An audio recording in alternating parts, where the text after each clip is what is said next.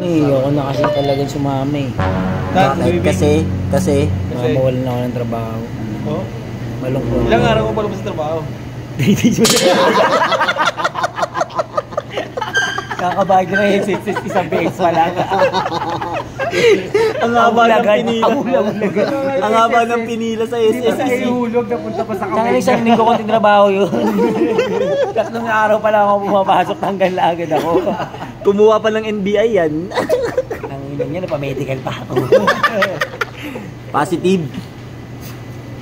Negative. Yeah! Snorkeling na tayo. Birthday daw na binugbog oh. Babangka nga tayo. Oo, may tatanong lang ako sa kaibigan ko, may trabaho ka pa ba? Pero... May trabaho pa! May trabaho pa! Hindi, dati pinapasok ng stick. Kaya tikman ko muna yung katas. Nilapaw.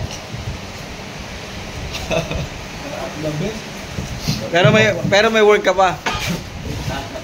I don't think so. I don't think so. Napabuntong nila nga 1 week eh. 1 week kang inang. Ano ba paalam mo sa boss mo? Anong chat mo? Paano mo chinat? Anong chat mo sa akin? Pwede ba namin malaman? Oo, nagkasakit. Sir, nagkasakit na ako. Sinabi sa boss mo, nagkasakit ka ilang araw. Sa kaapon pa. Anong sakit? Meron akong high cool fever. Nang kaso kong tawagin. Pero gusto mo na. Pero gusto mo na pumasok eh, no? Gusto ko talaga pumasok. Eh kaso wala, inaabot eh.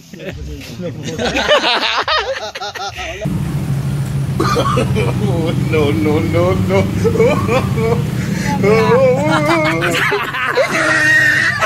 Dahil parang nakabalik ka na sa trabaho sana. Alam mo tanggal eh. Alam mo tanggal na. Nagpasa ka ng ano, medset? Wala na. Reasonable, may sakit ako. Pagpasok mo, ano sinabi mo sa boss mo? Baka mabinat ka. May trabaho pa eh. Naging masaya ka na. Pagbalik mo, may trabaho mo pala.